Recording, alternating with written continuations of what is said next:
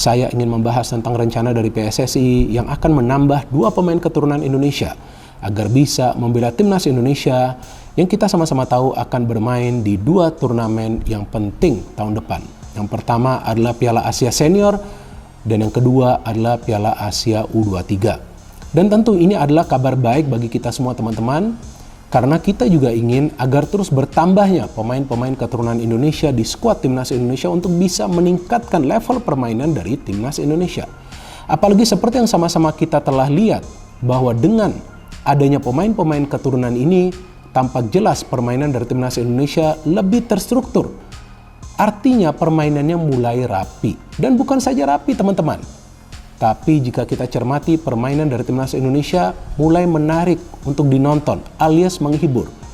Nah, inilah yang memang kita inginkan, karena jika timnas Indonesia bisa mulai bermain rapi, mulai bermain secara terstruktur dan tentunya kemudian bermain indah, tentu peluang untuk bisa meraih hasil-hasil akhir yang positif semakin besar. Di mana kita akan bertarung dengan tim yang kuat, tim yang difavoritkan, Irak. Bermain di Irak tentunya bukan sebuah misi yang gampang. Ini misi sulit. Ya, kita tidak boleh kalah. Ya, paling tidak menghasilkan imbang untuk membuka harapan kita bisa lolos ke babak selanjutnya, karena 5 hari setelah pertarungan di Basra International Stadium, tim nasional kita akan menuju ke Stadion Rizal Memorial di kota Manila, Filipina, untuk bertarung dengan tim setempat. Dan kalau kita bisa mendapatkan hasil bagus di Basra, kita bisa memenangkan pertandingan di Manila. Atau katakan imbang, kita mendapat 3 poin di Manila, sudah 4 poin. Enak untuk kita kembali ke Indonesia dan berharap pada putaran kedua pada 2024 di saat akan menjamu Vietnam ya. Kita akan bisa memenangkan laga menghadapi Vietnam. Sebelum kita ke Vietnam, itu tanggal 21, kita bermain di Gelora Bung Karno. Dan kemudian 5 hari lagi kita akan bertarung di Vietnam ya, dalam pertandingan kedua. Nah, kita akan bertarung melawan Irak lagi pada tanggal 6 Juni dan menjamu Filipina pada tanggal 11. Itu keuntungan buat kita menurut saya. Ketika kita mendapatkan hasil bagus di Irak dan juga di Filipina, kita enak, kita lebih enteng. Karena 2 pertandingan terakhir itu semua bermain di Indonesia. Yang pertama, Justin Hubner itu kan bukan nama baru ya. Betul. Dia harusnya paket bareng naturalisasinya yang waktu Ivar Jenner dengan Rafael Strijk. Cuma waktu itu kan dia sempat ke timnas Belanda U20, jadi sempat terhenti tuh. Dan sepertinya ini dilanjutkan. Nah, sepertinya ini dilanjutkan. Kabarnya sih waktu itu sempat pembatalan tapi sekarang dilanjutkan, gitu kan. Tapi intinya benar bahwa Justin Hubner tetap berminat, itu yang saya tahu. Ya, tetap berminat membela timnas Indonesia sejauh yang saya tahu. Lalu kemudian ya ada komunikasi, berarti ada komunikasi lanjutan. Terus ya. Perhitungannya mungkin sekitar di September kemarin lah ada komunikasi, lalu kemudian prosesnya berlanjut. Makanya beberapa hari terakhir kan muncul belakangan bahwa Justin Hubner akan diproses naturalisasinya. Posisinya back tengah atau pemain belakang. Ini akan membuat saya pikir banyak numpuk nanti di sana. Naturalisasi, termasuk 2 juga yang sedang diproses kan. Nathan Chuaon dengan Jay Izes. Bayangin tuh. Belum ada Shane Patinama, ada siapa? Sandy Walsh, Jordi Amat di sana, Elkan Bagot juga. Jadi memang numpuk di belakang. Ketika nanti harus berhadapan dengan negara-negara Timur Tengah, ketika nanti harus berhadapan dengan Jepang dan juga Korea, kalau nggak ada pemain-pemain keturunan ini yang bermain di Eropa, gimana caranya kita bisa bersaing? Gimana caranya kita bisa unjuk kekuatan kita? Gak bisa. Nah, jadi yang menarik nih yang dipilih adalah striker, karena memang itu salah satu masalah dari timnas Indonesia. Setelah sekarang masalah di lini pertahanan ini mulai diatasin. Saya tidak mengatakan sudah bisa dibenahi, enggak, karena masih aja ada kekurangan ya. Tapi sudah mulai bisa diatasin nih, karena di lini belakang ini kita sudah solid. Nah, artinya striker ini memang kita perlu, karena Rafael Strijk ini kan strikernya masih sangat muda ya. Nah, saya harapkan nanti pemain naturalisasi sebagai pemain keturunan Indonesia itu adalah pemain yang memang usianya di usia emasnya atau memang yang sudah matang. Nggak masalah, karena kita butuhkan pemain seperti itu untuk langsung bisa memberikan kontribusi ya, karena nanti kan akan bermain di Piala Asia tuh, grup kita kan grup berat juga ya tahun depan ya. Kita satu grup dengan Vietnam, Jepang, dan juga Irak. Ya berat sih berat, tapi kan bukan berarti kita nggak punya peluang, masih bisa kita lolos. Ya, jadi jangan pesimis juga, kita harus optimis. Ya, karena lawan yang sebetulnya bisa kita kalahkan tuh adalah Irak dan juga Vietnam. Nah, tinggal lawan Jepang nanti. Kalau kalah pun jangan kalah telak ya. Pelatih Shin Tae-yong bereaksi usai disebut tak bisa menghadirkan gelar buat timnas Indonesia dalam 4 tahun masa baktinya. Dia bilang, kalau Indonesia perlahan-lahan punya fondasi kuat, tak seperti awal kedatangannya.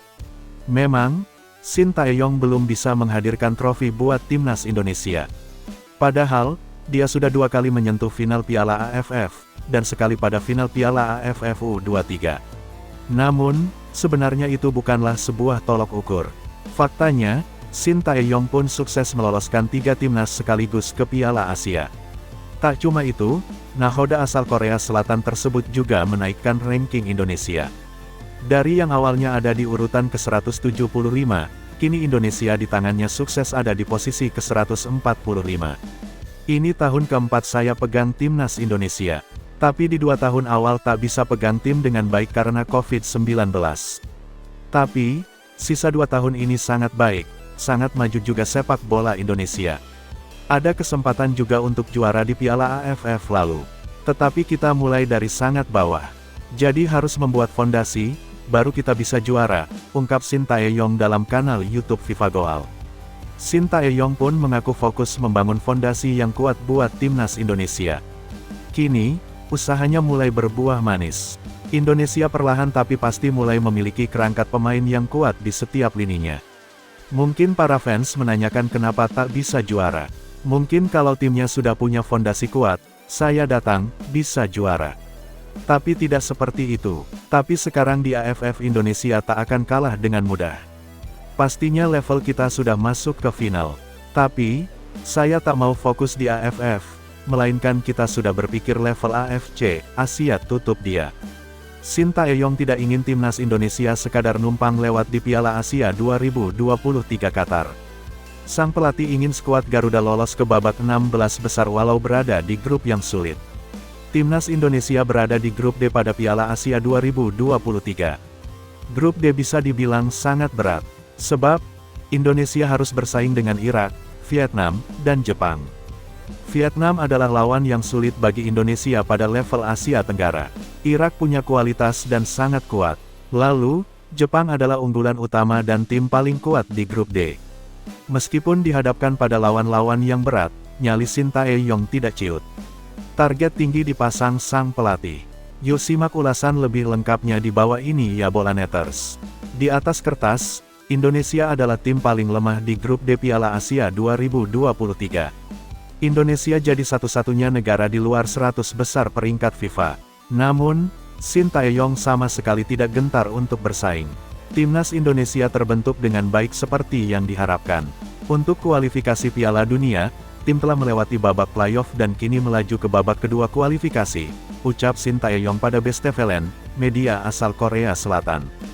Di Piala Asia 2023, tidak mudah karena akan menghadapi Jepang, Irak, dan Vietnam. Indonesia menjadi tim dengan peringkat terbawah di antara finalis Piala Asia. Bakal ada banyak bagian yang sulit, tapi target kami adalah melaju ke babak 16 besar, tegasnya. Dari fase grup, ada 2 jalur yang bisa ditempuh timnas Indonesia untuk lolos ke 16 besar Piala Asia 2023. 2 jalur itu adalah lewat juara dan runner-up fase grup. Jalur ketiga adalah lewat peringkat ketiga terbaik. Tidak semua peringkat ketiga bisa lolos ke 16 besar. Hanya 4 dari 6 peringkat ketiga terbaik yang bisa lolos ke babak 16 besar, 2 peringkat ketiga lainnya akan langsung pulang. Saya kira kami punya peluang 50-50 untuk melaju ke babak 16 besar Piala Asia 2023, sambung Shin Tae-yong.